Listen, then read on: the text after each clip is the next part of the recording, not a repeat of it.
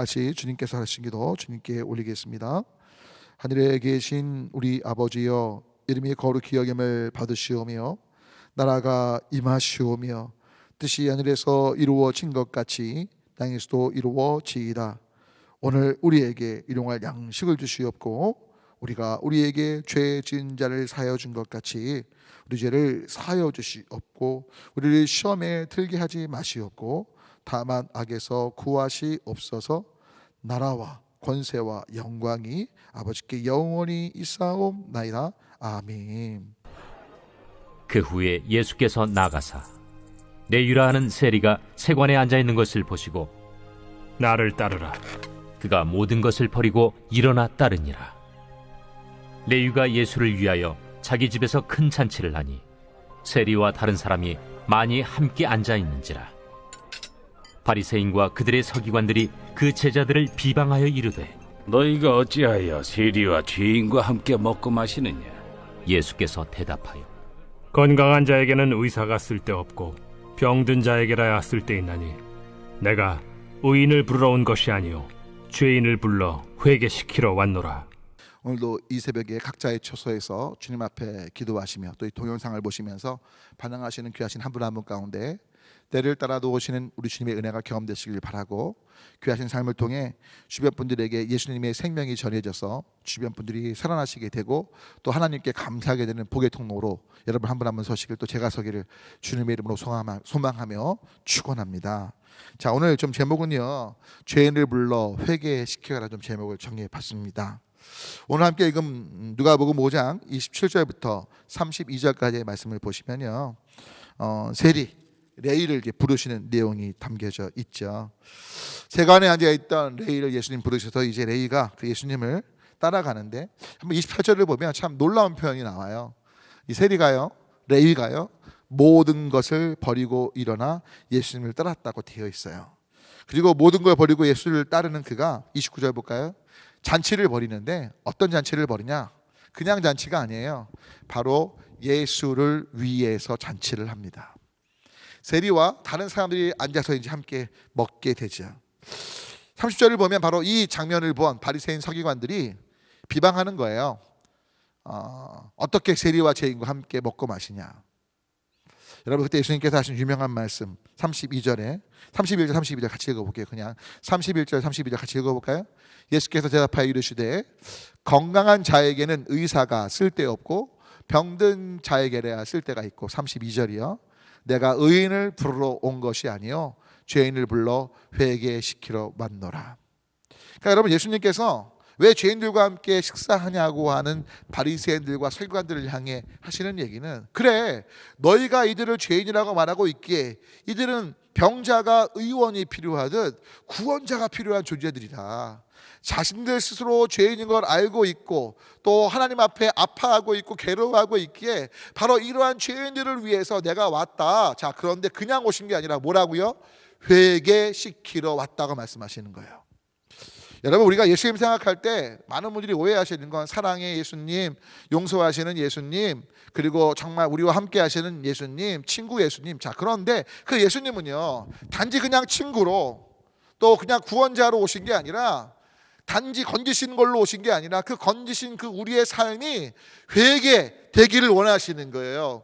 회개시키러 오셨다는 건 우리가 회개와 회개에 합당한 열매를 맺는 삶을 살도록 우리를 불러오셨다는 거예요.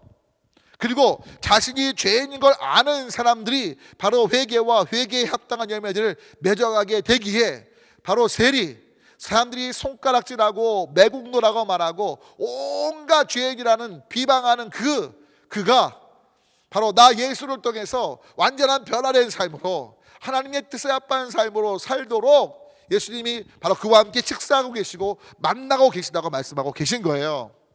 자, 그런데 서기관과 바리새인들, 너희들은 병이 없다고 건강하다고 생각하고 너희들은 의인이라고 생각하지 않냐?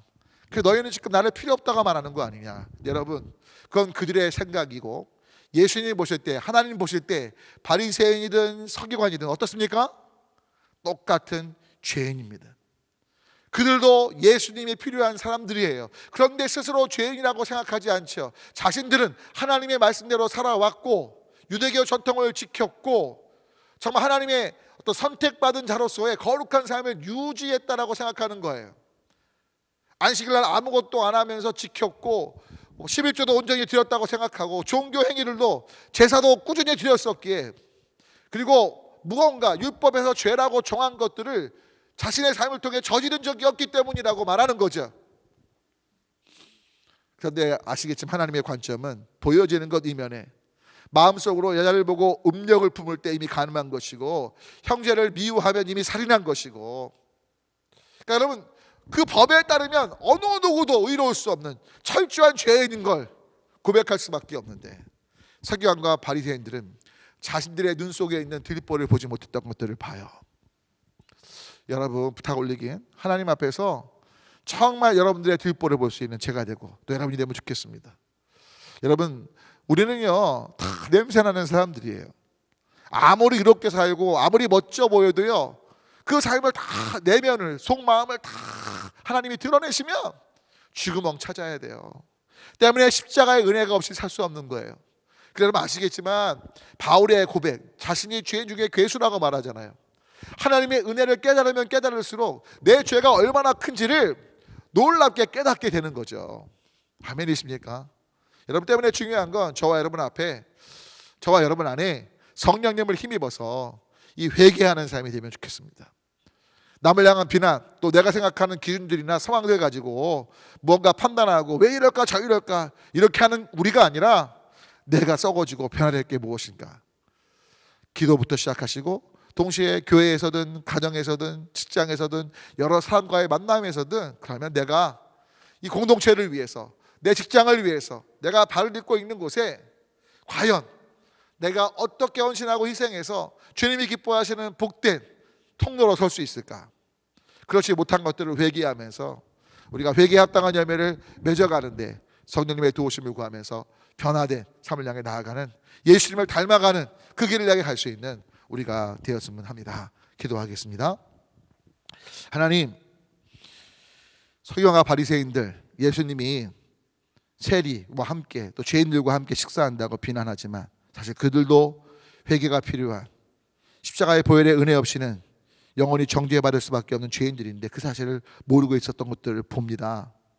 하나님, 우리는 은연중에 내가 무언가 지금까지 어떤 직책을 갖고 또 여러 가지 교회 섬김들을 감당했던 것 같고 또는 기도나 전도나 말씀 본 것 같고 나의 의삼을 때가 많은데, 아무리 내 의가 커도 십자가의 은혜 없이는 우리는 영원한 심판을 받을 수밖에 없는 죄인인 걸 고백하오니 주님 은혜 베푸사 우리의 죄를 회개하고 내 마음속에 있는 정말 감춰진 하나님만 하시는 그 모든 더럽고 추한 것들 십자가의 보혈 앞에 정말 쏟아 회개하게 하시고, 그리고 중요한 건 일상에서 회개에 합당한 열매들을 맺어가면서 변화된 삶을 통해 십자가의 복음, 사랑을 주변에 전해서 하나님께서 기뻐하시는 하나님 나라의 확장의 통로로 사는 모두가 되게 하여 주시옵소서.